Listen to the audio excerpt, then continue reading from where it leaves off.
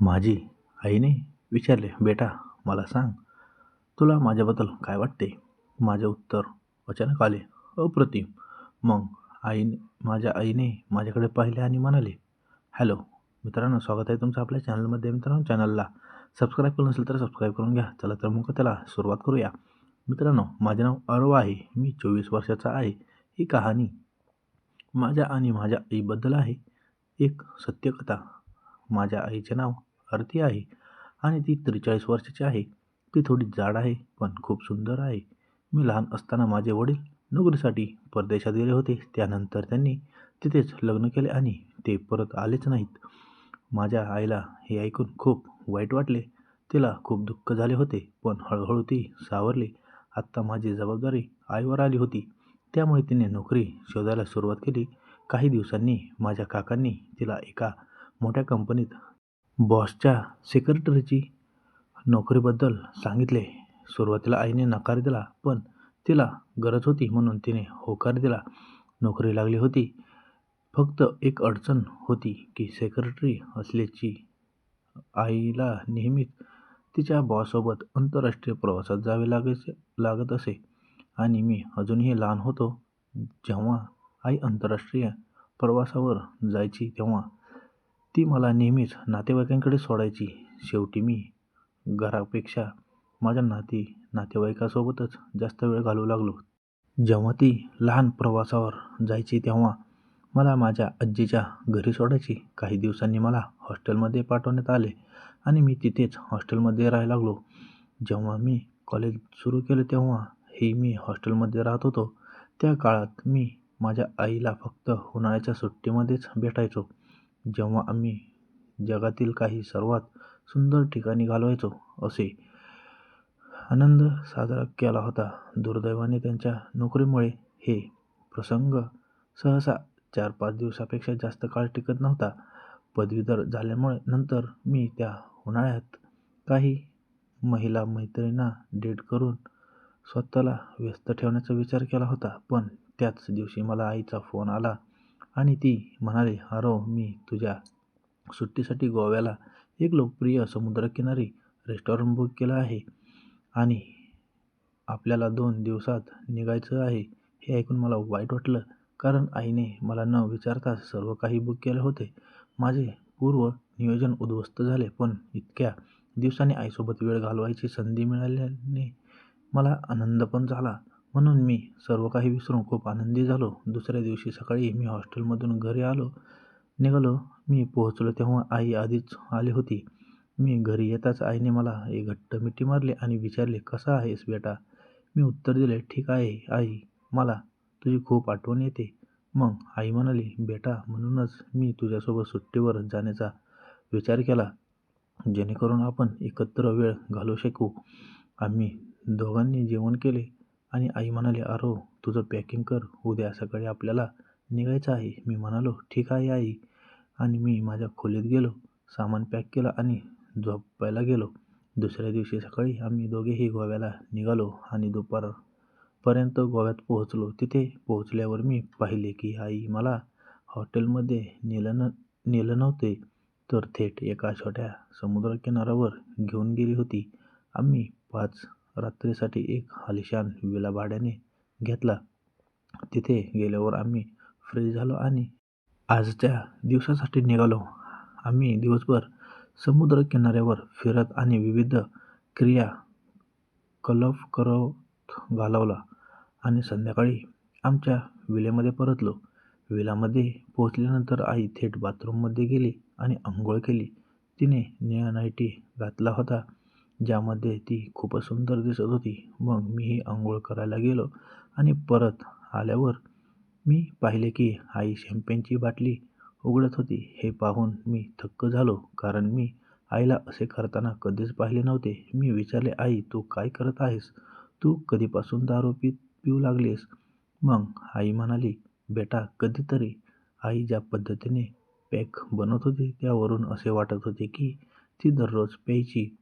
आणि हे खरं असू शकते, कारण ती एका मोठ्या कंपनीच्या मालकीणीची सेक्रेटरी होती, म्हणून ती त्याच्यासोबतही प्यायची. मग आईने मला एक ग्लास दिला आणि मी नकार दिला. पण आई म्हणाली, "ठीक आहे बेटा, तू सुट्टी एन्जॉय करायला आलास आहेस.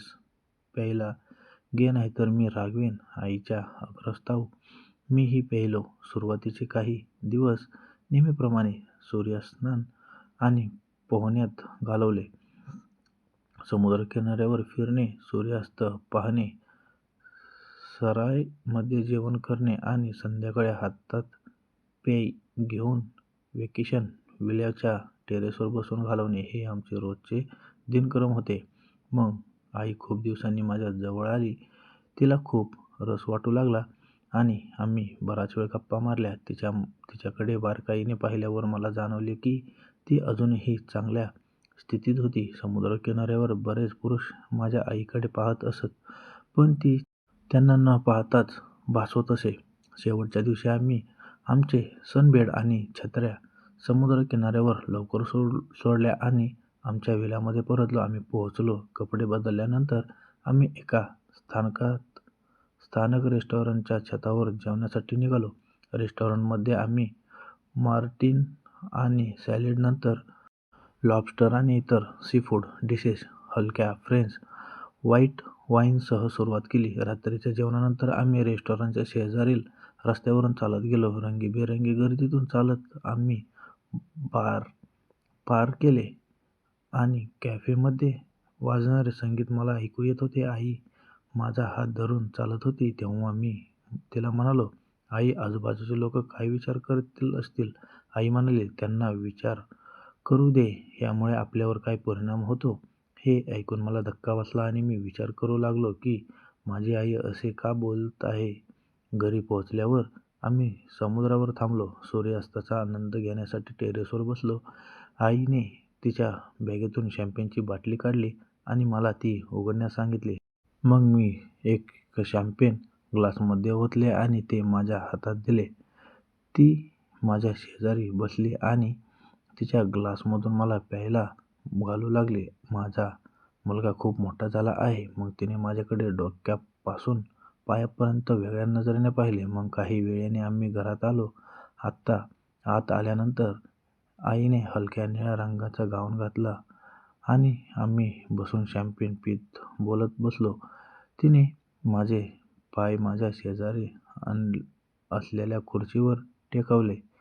हे पाहून मला समजले नाही की आई हे सर्व काय करत आहे. मी सुरुवातीला घाबरलो, पण थोडे चढल्यानंतर धाडसीने तिच्याकडे पाहू लागलो आणि तिच्या चेहऱ्यावर एक वेगळाच भाव दिसला.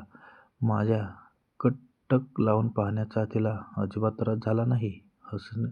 हसत तिने विचारले, "बेटा, तुला मी आवडते का?" मी उत्तर दिले, "हो आई, मला आवडते." थोड्या वेळाने आम्ही दोघेही बेडरूममध्ये प्रवेश केला, जिथे मी माझ्या आईसोबत बसलो. विनंती केल्यावर आम्ही काही सुगंधी मेणबत्त्या पेटवल्या. आमच्या बेडरूममध्ये मंद इंग्रजी संगीत वाजत होते. आम्हाला आधीच चक्कर आली होती. भरपूर शॅम्पेन प्यायल्याने आम्ही अंथरुणावर झोपलो होतो तेव्हा आई म्हणाली, "मी आज खूप सूर्यस्नान केलं आहे. माझ्या पाठीवर लोशन लावशील का?" मी म्हणालो, "हो आई, नक्कीच." तिने ते माझ्यासमोर केले.